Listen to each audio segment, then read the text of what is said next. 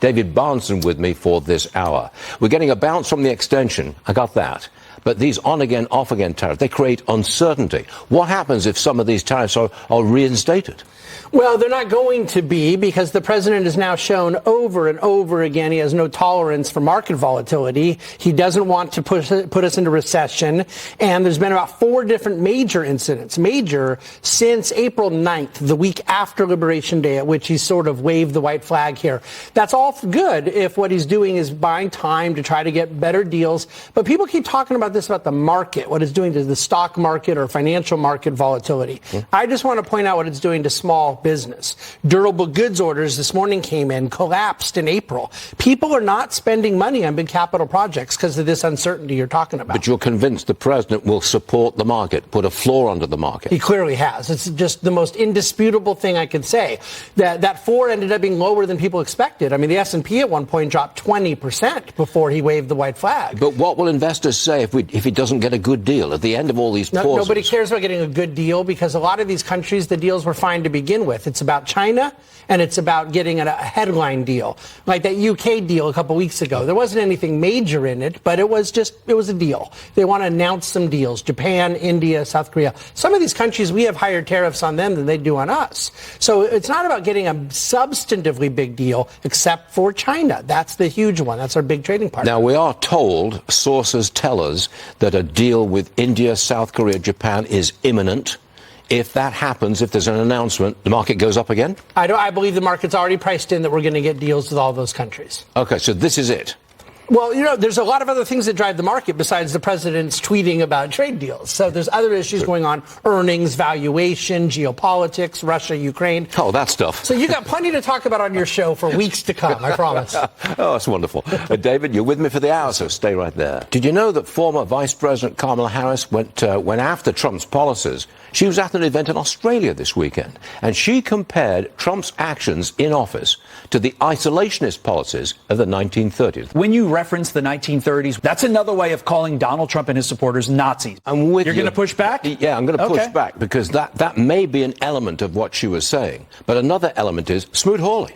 The tariffs that were invoked in the very early 1930s, somewhat similar to the tariffs that Donald Trump's got in now, they set the stage for a nasty trade war and a depression. I could ask Bahnsen. I just want to say it's entirely possible she doesn't know what she meant. That is 15 love, David. I took it the way Stuart did, but I don't even know what her intention was. But either way, I agree with both points. Do you think she understands, again, to David's point, I don't mean to beat up on the woman who lost, but do you think that she understands the full intricacies of the Smoot-Hawley Tariff Act and its comparison? I don't think she does, but I think Stuart and I do. Right. And so, yeah, I don't think she meant it that way. I also think that just politically, it's ridiculous to continue with the Hitler comparison.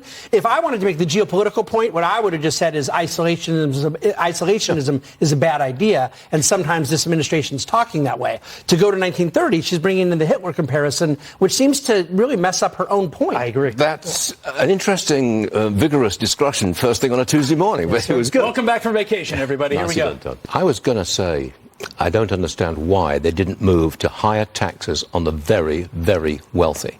That would be politically expedient. It would go down well with everybody except David Bahnsen. Well, and me too. I'm with David on this. And not only because I think it would be bad policy. Those people are already paying high rates of tax, 37% top rate of tax. Again, if you're lucky enough to live in Florida and Texas, you're not paying an income tax, but you are still paying other taxes too. But the other problem, of course, Stuart, is that raises minimal amounts in terms of the overall effect on the, yes, you can raise the top rate by a couple of percentage I just don't points. want anybody in our audience to think that I would want higher taxes on wealthy people. I'm just saying it would be politically expedient. That's all I'm saying. It actually wouldn't be, because they wouldn't get the Republican votes for it. If Republicans can't be counted on to not raise your taxes, then what good are they at all? Okay. Tesla, they've got sales numbers out of Europe. The stock's up. The sales numbers are bad. Do you have any comment on that? It's just, look, it's only trading at 166 times forward earnings now, so we're really making some progress here. Are you calling it Those expensive? are real numbers. I'm not being That's hyperbole. expensive. That's very expensive. Very expensive. Okay.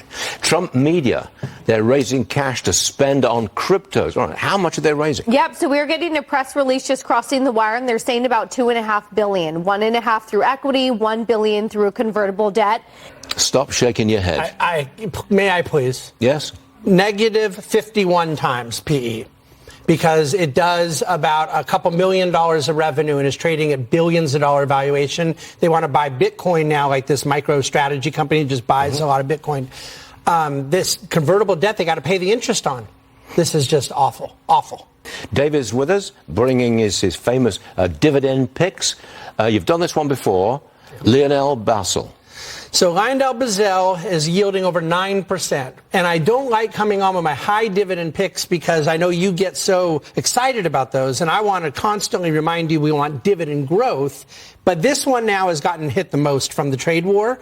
It's basically very involved in a lot of petrochemical and activity that is very trade sensitive. I want to take advantage of that 25% drop, high yield. And you go, well, what if they cut the dividend? They raised the dividend 2.2% last week. Yeah. They're growing the dividend. Free cash flow is meeting the dividend. LyondellBasell, I'm just telling you, you're not going to get a chance to buy it at an over 9% yield for very long. Starbucks, you like them. What do they pay? And now that is in the threes, and that's exactly the type of dividend we do like that is growing the dividend. And this is a bet on the new CEO, came from Chipotle, and his ability to turn it around. They've had a lot of operational issues. We think this stock will end up being well over $100 in the future, but we don't care about that. We care about growing that dividend, and they're going to get a good 7, 8, 9% growth on that dividend every year. We'll take that. Yes, right. you will. David, thanks very much. Bahnsen, it seems to me that you'd bring back manufacturing to the United States. It'd take a long time, and the robots do the work when it gets here.